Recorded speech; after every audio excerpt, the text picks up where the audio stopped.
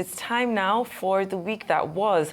Let's take a look at the top stories that made headlines around the globe this week. Humanity from across the world this week ushered in the year 2025 with loads of fanfare, joy and celebration.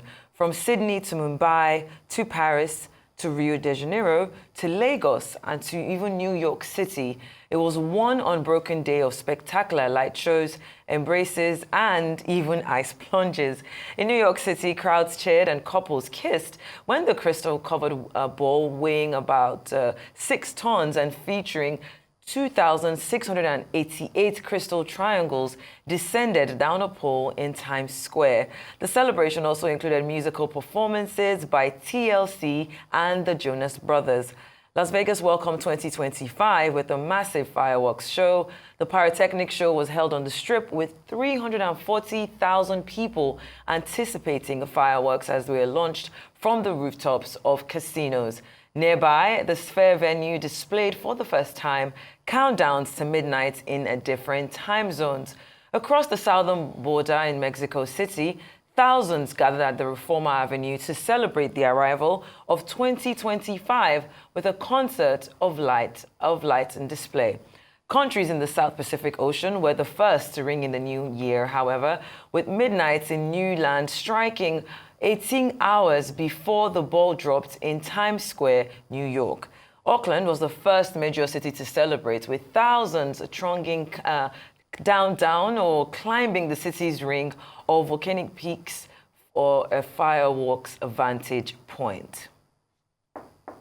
Well, it was spontaneous, it was beautiful, it was spectacular in Paris as the French capital ushered in the new year with a stunning firework display witnessed by scores of excited onlookers. Our own Arise international correspondent Adefemi Akinsoya mingled freely with the crowd and in her own unique way brought us an update from the crossover into the new year.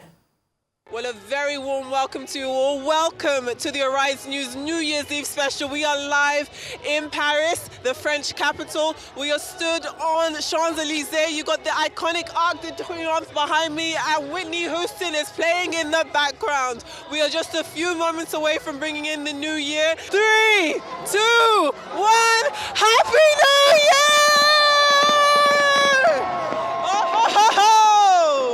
Welcome, welcome, welcome. What a beautiful spectacle it is.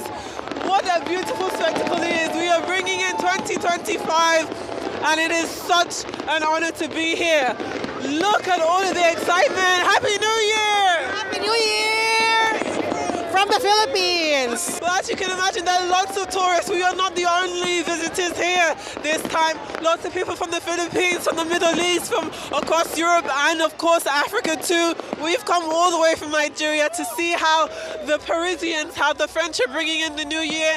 And as you can see, they are bringing it in with style. With a beautiful fireworks display you can see behind us. There are thousands, tens of thousands of people littered along the streets here. A young family out to celebrate the Happy New Year! Happy New Year! Are you guys from France or have you traveled to Paris? No, from France. Happy New Year! What a blessing! This is your family? Yes, my family. My children. Hello, Happy New Year! Happy New Year! Oh, thank you so much. This is your brother?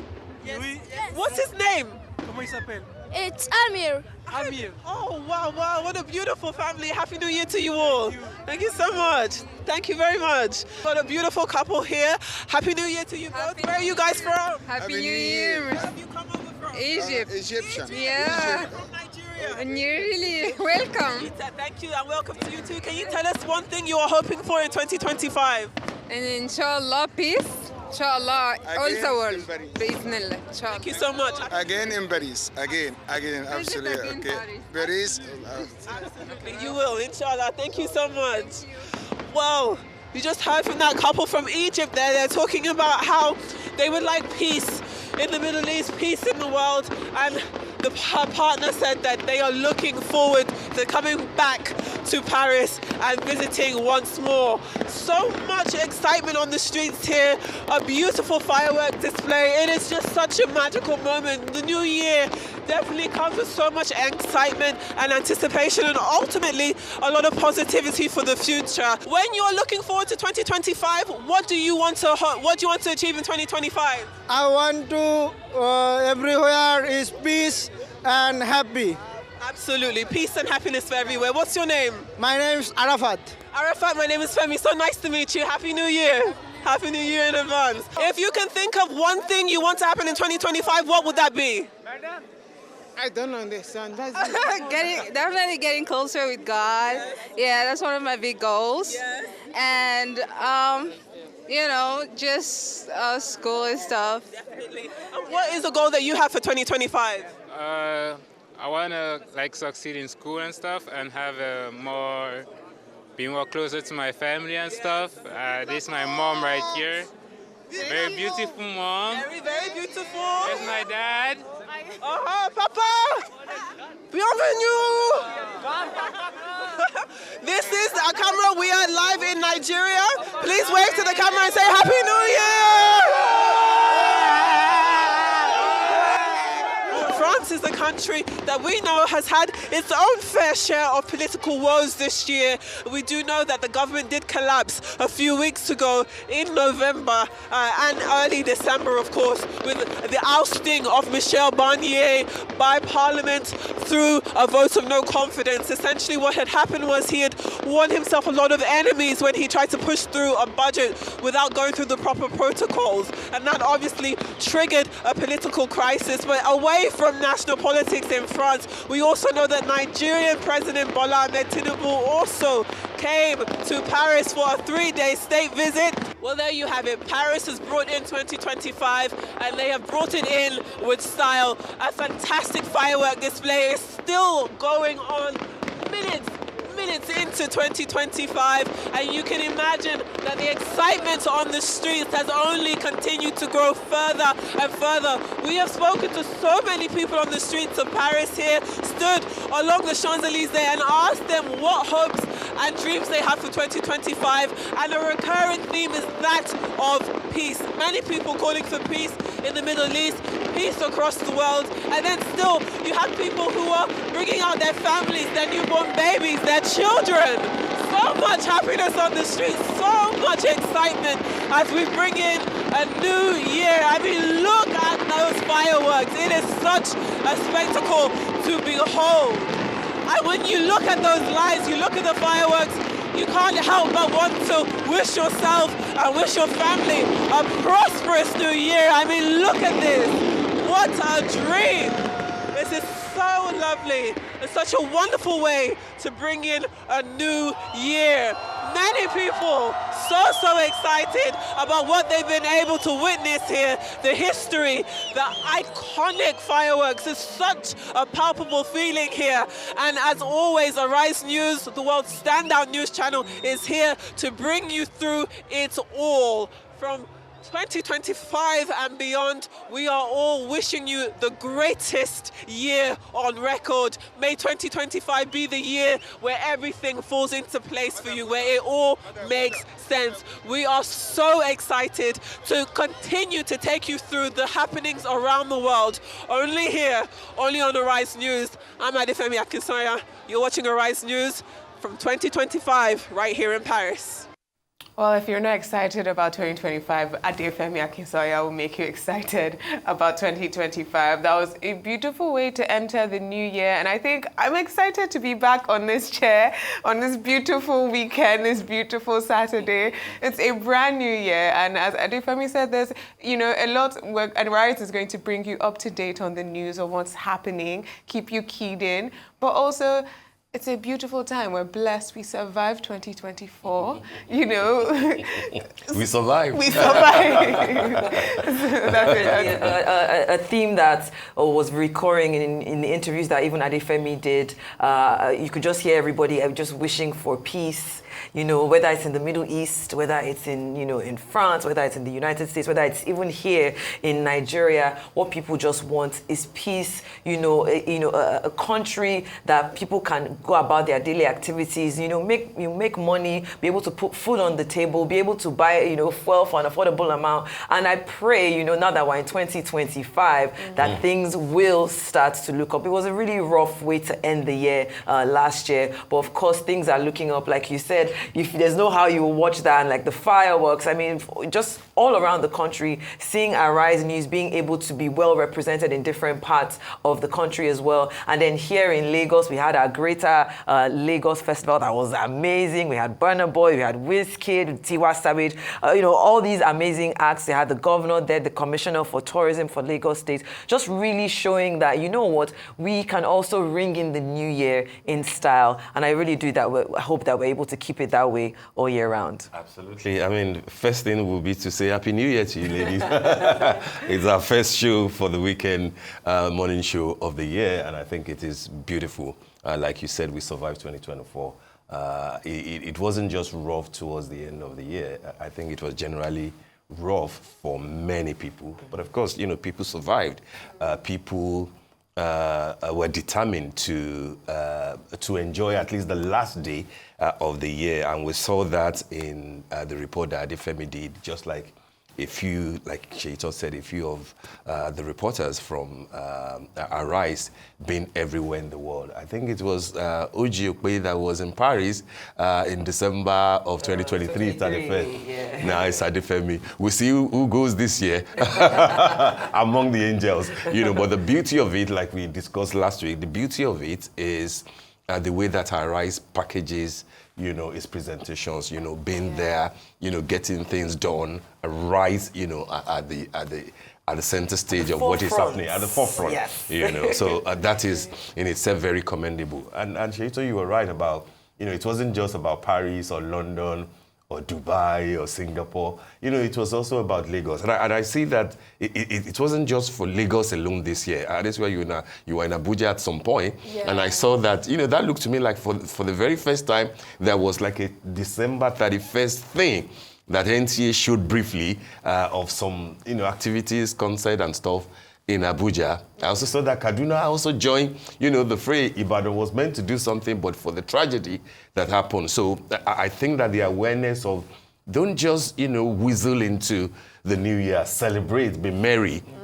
Even if only for, that moment. But of course, it was Lagos that demonstrated, capacity once again, through the Greater Lagos, Fiesta and I at think it TBS. also shows the importance of infrastructure and, going forward. They are building like a Lagos I think, like an event center. Yeah. But even with TBS and with these different things, with the Dirty December, with the IJGBs or the international stars that came to Nigeria this December, you need to let us know what IGG is. I just got back. I just got back. No, but I think it does show that when we're talking about our soft power, particularly with the guests we're having later, when we've taken Afrobeats to the world, it means that we've also invited the world to us. Absolutely. And so, going forward, I think it'll be beautiful to see what we can be able to translate it towards and translate it to.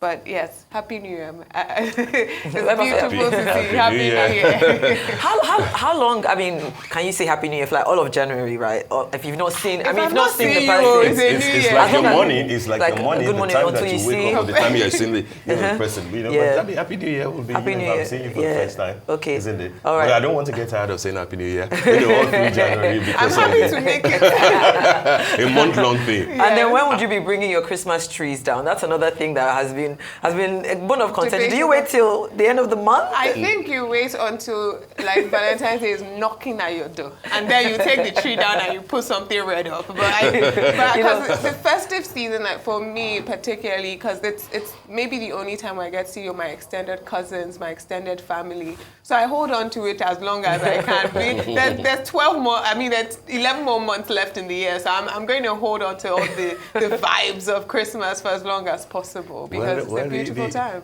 Absolutely, but the other part is to you know, especially for those who are salary earners, you know, to watch their pocket. January is a very long month, isn't it? Don't you know, remind me. when the December salary comes early, you know, and then you're celebrating, and there's no 13th month, as they call it, you know, be aware that January can be very long. And by the way, very, you know, quickly, anyone into New Year resolutions? I mean, honestly, like, yes and no. Like, yes, because I think it's more about like regrouping, sitting down with your mind and you know, strategizing for the year. But honestly, I've always been about like monthly resolutions because there's a lot of pressure that comes from. So for 2025, what's your resolution? 2025, making money in dollars and pounds. That's my a resolution. Yo, yeah, I'm yeah. I would say that my 2025 resolution is consistency. That's a good one. Consistency in your character, in hard work, in your output. Consistency. If you are consistent, you make it. Beautiful. What about you? You can't just put us on the spot and not tell us your resolution. Well, you know, I mean, when you have to use a calendar to determine what, you know, what you want to do, you know, I'm not a big fan. But for me, live healthier, you know, more healthy sort of living. And then, you know, remove the removables, the stress, you know, the bad vibes. Yeah, that's very close to soft you know, 2025. That's my hashtag. Yeah. Everything has to be soft this year. Too much hardship in 2024. Yeah. Let's be soft. Soft, productive, yes. You know, and of course, keep hope alive, you know, either way. Fantastic. All right, then, we'll move on. Back home here, Nigeria's President Bola Tinubu has been sounding bullish about his chances of reducing the country's soaring inflation from the current 34.60% to 15%. However, at every turn, the president has been confronted with the issue of a bloated governance structure as the likeliest hindrance to achieving most of the measures he intends to put in place to reduce inflation. For instance, the Socioeconomic Rights and Accountability Project has called on President Tinubu to order the Code of Conduct Bureau to publish his declared assets. SERAP has also challenged a host of government officials, including Vice President Kashim Shettima, ministers, governors, and National Assembly leaders to make a public declaration of their assets. In a December 28, 2024 statement, SERAP emphasized that secrecy in asset declaration fuels corruption and undermines government accountability. In the same vein, Labour Party leader Peter Obi has challenged President Bola Tinubu to shun what he called a mere rhetoric and explained to Nigerians the deliberate steps he intends to take to reduce inflation to 15% in 2025, down from the current figure of 34.6%. During a press conference on Wednesday here in Lagos, Obi also called on the president to visit Nigeria's 36 states for 2 days each in order to afford him the opportunity to better understand the worsening economic and security situation of its citizens. Now, the former governor of Anambra State said that many Nigerians have become refugees and exiles in their own country. The former presidential candidate lamented what he called the hounding of opposition political figures in the country. Let's take a look.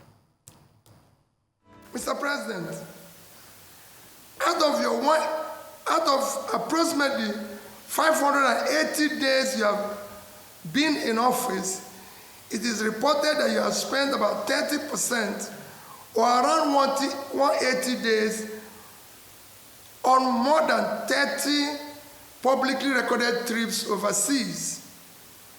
My appeal is that you dedicate 20% of 2025, roughly 72 days, to visit each of the 36 states for 2 days each.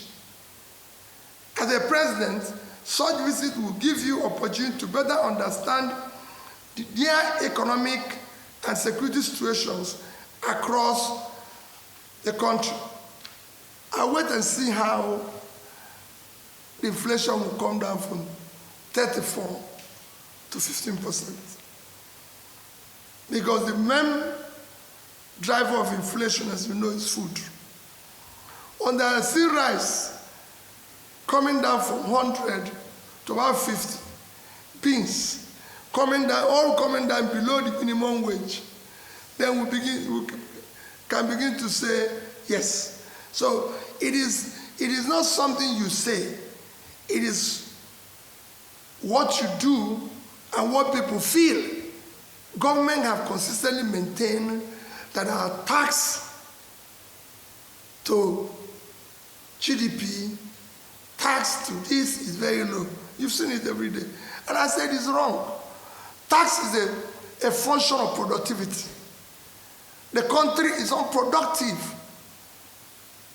So are you going to tax 100 million Nigerians that are living in extreme poverty? Are you going to tax those people I saw in IDP camps yesterday? Are you going to tax the factories that are shut down in Kano? Go to Bompai, go to Shradan 1, Shradan 2. Where are you going to tax? Tax is a function of productivity. When the country is productive, people are gainfully employed, then you can tax them. And we can generate more tax. What we need now is to reflect the country, make it productive, and then we can talk about generating more revenue. For me, what is important now is about Nigeria today. We are so occupied about election, just like we're so occupied about power capture, that we refuse to deal with our issue. We have people who are dying because of a bags of rice, half bag of beans. People are dying. Oppositions here are actually in difficulty. If I tell you what I face, what I go through, what my family go through, you wouldn't even believe I will still be standing and going around this country. But I've made up my mind that if this is the end, so be it. Because we can't allow the country. It is difficult to be in opposition in this country. Extremely difficult. Because everything is against you. People don't even want to see you. They don't even want to talk to you. I see colleagues that greet them at the airport, they don't even want to reply because they feel they don't want the government of the day to see you or see them greeting you. Your businesses, everything you're involved is being dismantled. That is not a country. We need to show more commitment to the future of our country. None of us is going to live here forever. That is the part of what Dele and Co. also going through. Everybody who means well should come together to get the country to work. There's a lot of, call it, lies. There's a lot of propaganda. There's a lot of, trying to, bamboozle the people, going on here and there, which has to stop. Let's build this country. Very interesting submissions there by former presidential candidate Peter Obi.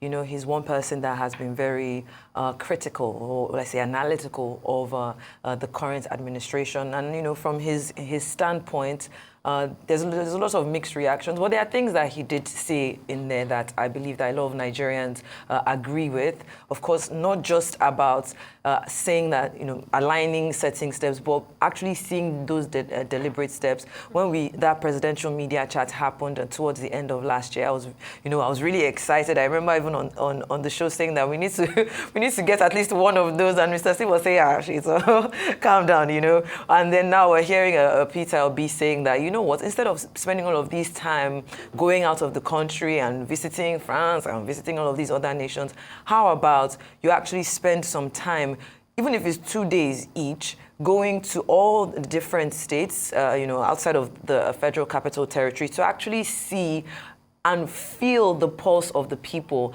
And that in itself would enable you, or kind of will guide you on the next steps to take when you're feeling it. I think it was on Friday, I was making my way back to the mainland, and before I could get to the bridge, it said that the third mainland bridge was blocked and I couldn't go anywhere. And I was thinking to myself, a president obviously comes out of the house and the whole road is clear from here to the airport.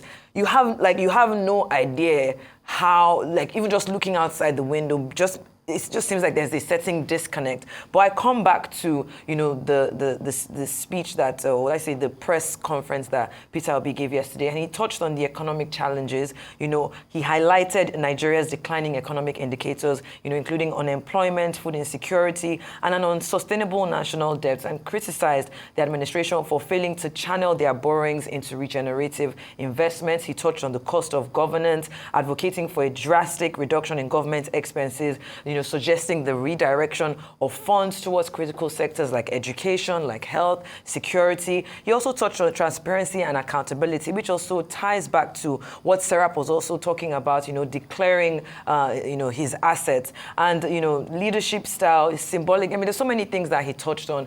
And if only, we could just set aside anything that has to do with opposition parties or whatnot. I do know that the president is doing everything that he has put these policy reforms, but our problem in Nigeria has always been the implementation of these reforms. The president was just, named Man of the Year by the This Day group, and there's been a lot of discourse about that. But I remember one of the paragraphs that described the reason why he was picked, and it was really because of his tenacity and him sticking by the reforms that he has also described as, it might be hard to begin with, but really and truly, I'm thinking about Nigerians when I put these reforms forward. We hear you, President, and we're also now saying at this point that the people are still suffering. There's a lot that happened last year, towards the end of last year, when we saw those stampedes in Ibadan and in different parts of Nigeria that should really make you take a closer look and see how you can bring, the Nigerian people out of poverty and, of course, reduce inflation. Okay, so like Mr. Peter Obi, you're now addressing the president. Oh, yes. What to do? Yes, I am. Okay, well, I mean, two important stories there. First is the a request by Serap, that public officers should publicly declare their assets. Of course, it should be taken for granted that the president and every public officer, as requested by the Code of Conduct Bureau Act, of course, will have declared their assets.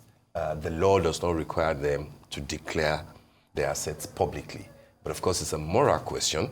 We've had a president before, I believe, the late President Yaradua, who publicly declared his assets. We've had a few former governors like Kayode Fayemi, a few ministers who have also publicly declared their assets. So when people step forward to go beyond what is required in law, it is commendable. And if any of them feel so, I think that it would be a good thing, to know for the president, for the vice president, especially if you have served in government for a number of years. We see many people today who have been 8 years as governors, 8 years as ministers, 8 years as this.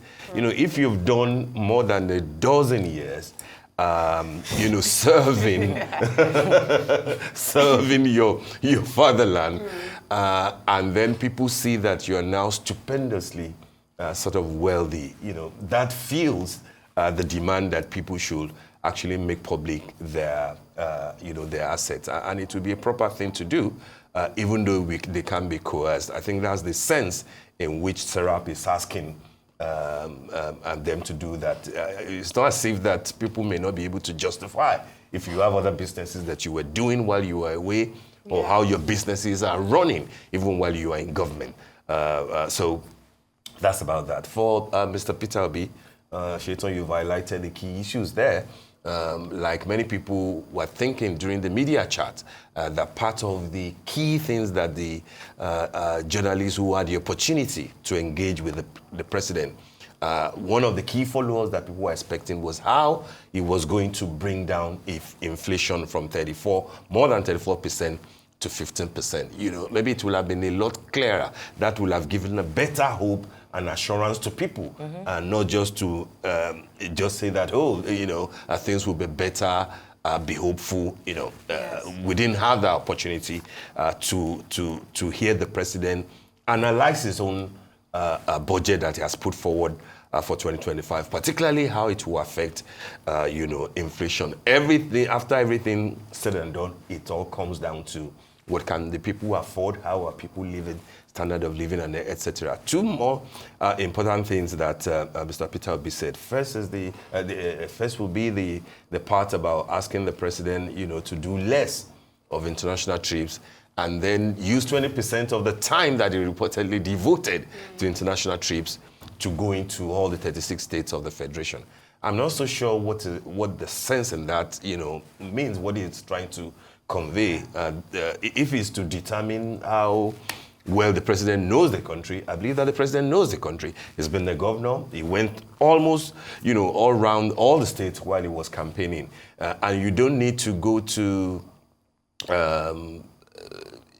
where the local government chairmen and state governors are meant to be closer to the people, just for you to go and sleep there for two nights so that you can feel the pulse of the people. I think that that's rather needless. Encourage the president to feel the pulse, know what is going on, but then no president will devote 72 days or something like that, to just going around the states, just to find out where they're from. And lastly, like I said, the other part will be to ask Mr. Peter Obi if he's under threat.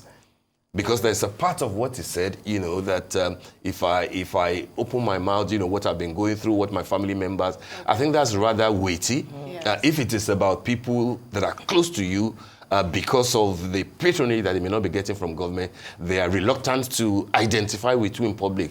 Well, that comes with the territory, it doesn't it? But then when you now say, if I tell you what I've been going through, Nigerians would like to know. What has he been going through? Are his businesses being targeted? Is he being watched? Is he under surveillance? What are the issues? Those are the kind of things that I think that he will need to expatiate on. Definitely, because as you said, this is not an authoritarian. This is a democracy. We're not in the military era. So if he feels that he is under threat as an opposition leader, one of the opposition leaders, then he should be very clear with Nigerians, that Nigerians know the plight.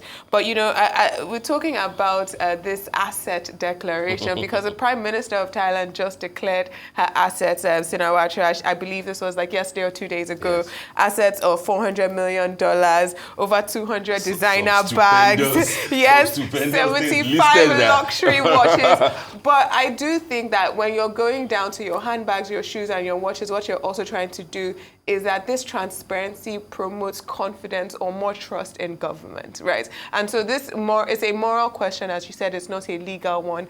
But if you want us to have more trust in government, then you should be more transparent. Mr. Peter Obi did speak about the president's chat, and one thing has been haunting me from the president's chat because he spoke about Nigerians managing. He spoke about people who used to drive luxury vehicles, I believe now driving, was it a Toyota? He mentioned limousines. A friend who had 3 limousines now drives a Honda. Now drives a Honda. There we go. However, if the president is leading us by example, then why have we budgeted, I think, another 6 billion naira for purchasing new vehicles for the president after the previous 6 billion of last year?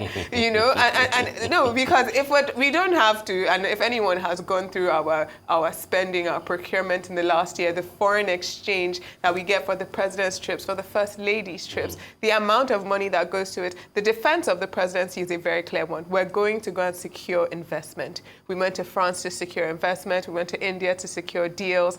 And so we're going, so we're not going to do that if we're going interstate travel, right? If we're traveling within Nigeria, we're not going to secure those investments.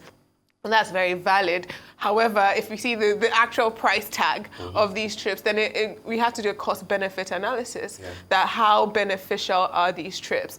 And another thing that Mr. Peter Obi was saying is essentially, even with this inflation, our inflation is driven by food inflation. Yeah. If we do not tackle the food crisis in this country, nothing is going to happen. There's nothing CBN can do. There's nothing the Minister of Finance can do.